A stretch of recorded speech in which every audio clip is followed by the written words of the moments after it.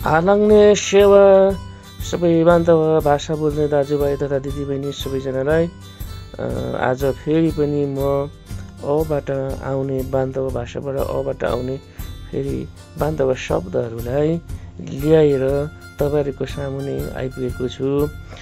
यहाँहरूले यस च्यानललाई like, share, comment, subscribe गर्न नभुल्नुहोला।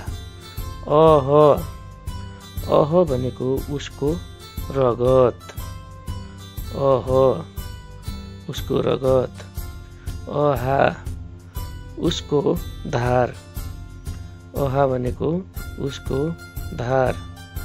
अहा भनेको उनीहरूले बाँड्छन्, अहा भनेको उनीहरूले बाँड्छन्। यस च्यानललाई लाइक, शेयर, सब्स्क्राइब, कमेन्ट गर्न नभुल्नुहोला। अहा भनेको धार, अहा भनेको बान्धव भाषामा धारलाई अहा भनिन्छ। आ भनेको रगतले, उसको रगतले। आ भनेको उसको रगतले।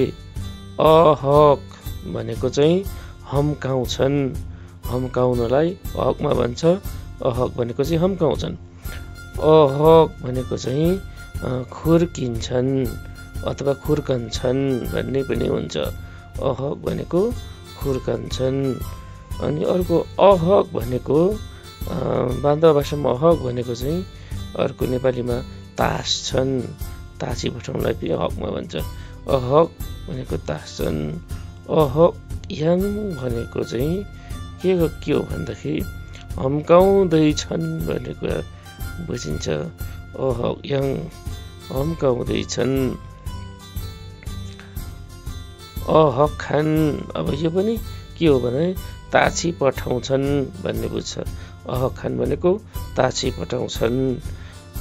अहङ भनेको चाहिँ के हो भन्दाखेरि अहङ भनेको चाहिँ बचाउँछन् हुन्छ। अनि अर्को अहङ चाहिँ अर्को पनि अहङ आउँछ। अहङको चाहिँ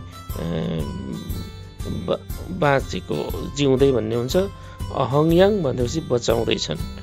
हालङ्ने सेवा सबैजनालाई फेरि पनि यस्तै भिडियो लिएर उपस्थित हुनेछु। तबसम्म बिदा चाहन्छु। धन्यवाद।